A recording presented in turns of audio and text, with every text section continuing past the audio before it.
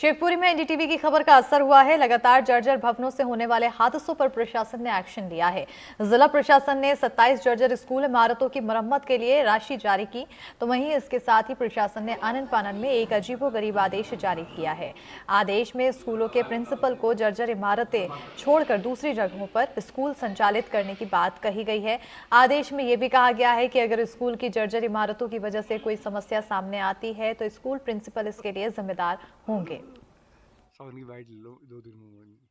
Sir, मेरे यहाँ primary और मिडिल स्कूल हैं, लगभग 2250 विद्यालय हैं सर।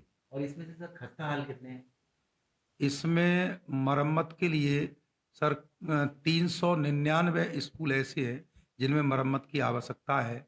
उसमें से मैंने 217 विद्यालय की सूची राज्य शिक्षा केंद्र के लिए मरम्मत के लिए भेज दी गई है। और सर, राज्य शिक्षा केंद्र से कल 27 स्कूलों की जो मेजर मरम्मत में थे उनकी सूची भी प्राप्त हो गई है। उनकी कुछ ही दिनों में राशि भेजी जाएगी। और कुछ भवन ऐसे हैं जो अनावश्यक हैं, 50 साल या 100 साल पुराने हैं, उनके लिए हमने पीडब्ल्यूडी के लिए भी लिखा है और कलेक्टर साहब के हस्ताक्षर से कि वो टीएल में ले लिया है कि हम उनको डिसमेंटल कराएं जिससे कोई अप्रिय घटना घटित न हो। पैसा तो बहुत देती नहीं है। हाँ, फिर पैसे की क्या कमी सरकार के पास? हाँ, और सरकार देना नहीं चाहती। क्यों? क्या मालूम, क्या कहती है? 2-4 बार 10 बार इसकी रख दी। मैंने खुद ने रखी है इस बात को हाँ। कि 2-4 बार के इसको बनाओ। स्थिति बहुत खराब है। क्यों? वो टीचर यहाँ ही है बेचारी और लौट के वापसी हो गई। हाँ। क्योंकि एक कमरे में 2-3 जने कैसे रह सकते हैं? ना तो 5वीं तक स्कूल है ये।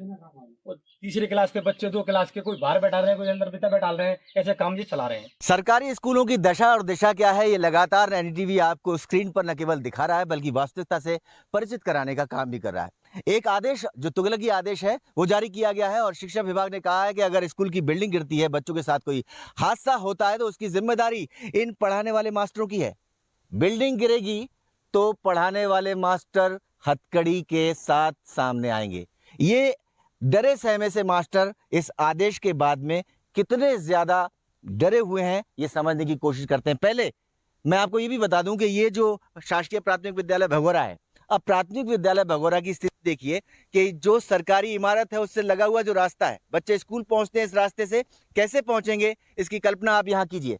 इसके बाद में हम आपको ये भी बताने की कोशिश करेंगे कि एक कमरा है और एक कमरे के बाद में यहाँ पर केवल बच्चों को पढ़ाने की यही व्यवस्था है। सरकार ने जब इस इमारत को पूरी तरह से खंडर में बदलते हुए देखा तो इसकी चिंता तो की, लेकिन एक कमरा बना करके की। अब कमरा जब 5वीं क्लास तक के बच्चों के लिए बना दिया गया तो आप समझ सकते हैं कि बच्चों की स्थिति क्या होगी और इन टीचर्स की क्या स्थिति होगी। इस स्कूल में कक्षा लगा नहीं सकते क्योंकि ये पूरी तरह से जर्जर है।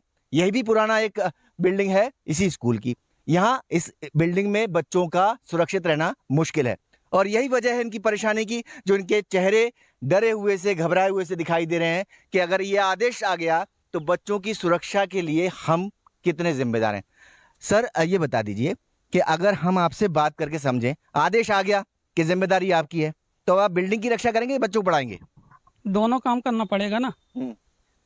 दोनों काम करना पड़ेगा। यदि बच्चों को नहीं पढ़ाते तो आफत है। तो बिल्डिंग में आपका क्या कसूर है? लेकिन सरकार का है कहना है तो सरकार का कहना है इसलिए मानना पड़ेगा। आप बता दीजिए, सरकार का कहना है इसलिए मानना पड़ेगा कि आपकी जिम्मेदारी है बिल्डिंग की रक्षा करना?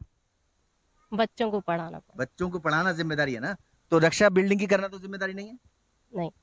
अब इस बात को हम और भी तरीके से समझ लेते हैं और यहाँ जो ग्रामीण है उन ग्रामीणों से भी समझ लेते हैं कि वो अपने बच्चों को यहाँ स्कूल में जब भेजते हैं तो स्कूल में बच्चों को भेजने के साथ उनकी सुरक्षा के लिए भी वो चिंतित रहते थे। आप बता दीजिए, स्कूल में बच्चे पहुंचते हैं, स्कूल के बिल्डिंगों की हालत ये है, तो ये सरकार को क्या सोचना चाहिए? सरकार बनाना चाहिए ना? और सरकार तो कह रही है मास्टर रक्षा करेंगे। तो मास्टर ने देखभाली करना पड़ेगी, बच्चों की भी करना पड़ेगी और स्कूल की भी करनी पड़ेगी, सफाई रखना पड़ेगी। बच्चों की सुरक्षा तो बड़ी जिम्मेदारी है। तो ग्रामीण भी यही कहते हैं कि बच्चों की सुरक्षा न केवल बड़ी जिम्मेदारी है बल्कि ये घबराए डरे हुए शिक्षक भी यही कहते हैं। अब सरकार ने कहा है तो बच्चों की सुरक्षा की जिम्मेदारी भी उन्हें उठानी पड़ेगी। लेकिन सवाल यह है कि प्राथमिक विद्यालय और प्राथमिक विद्यालय के पास में अगर मौजूद ये गंदगी का अंबार, न खेलने को ग्राउंड, और ऐसे में बच्चों की पढ़ाई भला मुमकिन होगी तो कैसे? शिवपुरी से अतुल गौड़, एनडीटीवी।